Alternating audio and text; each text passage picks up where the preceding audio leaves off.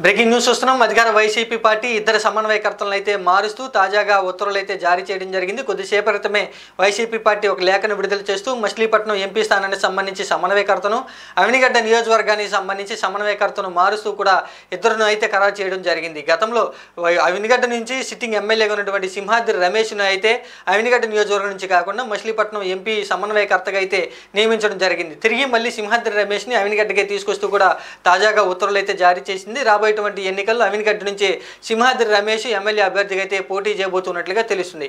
ఇంకా మచిలీపట్నం ఎంపీ అభ్యర్థికి సంబంధించి కూడా ఇప్పుడు తాజాగా అయితే సింహాద్రి చంద్రశేఖర్ని అయితే నియమించడం జరిగింది. గతంలో ఈయన సింహాద్రి రమేష్ని అయితే అవినిగడ్డ అసెంబ్లీ నియోజకవర్గానికి సమన్వయకర్తగా అయితే నియమించడం జరిగింది. ఇప్పుడు మళ్ళీ ఆయన్ని అయితే అవినిగడ్డ నుంచి తప్పించి మచిలీపట్నం ఎంపీ అభ్యర్థిగా అయితే తీసుకురావడం జరిగింది. తాజాగా ఇప్పుడు విడుదల చేసినటువంటి లేఖల్లో అయితే అవినిగడ్డ అసెంబ్లీ నియోజకవర్గ సమన్వయకర్తగా సింహాద్రి రమేష్ను నియమించడం జరిగింది. మచిలీపట్నం ఎంపీ స్థానానికి సంబంధించి సమన్వయకర్తగా అయితే సింహాద్రి చంద్రశేఖర్ని అయితే నియమిస్తూ తాజాగా ఉత్తర్వులు జారీ చేయడం జరిగింది. ఈ వీరిద్దరే రాబోయేటువంటి ఎన్నికల్లో అయితే ఎంపీ ఎమ్మెల్యే అభ్యర్థిగా పోటీలోకి దిగబోతున్నట్లుగా తెలుస్తుంది. దాదాపుగా ఈ రెండు స్థానాలకు అయితే ఈ ఇద్దరి అభ్యర్థిత్వాన్ని అయితే వైసీపీ పార్టీ అధిష్టానం ఖాయం చేసినట్లుగా తెలుస్తుంది.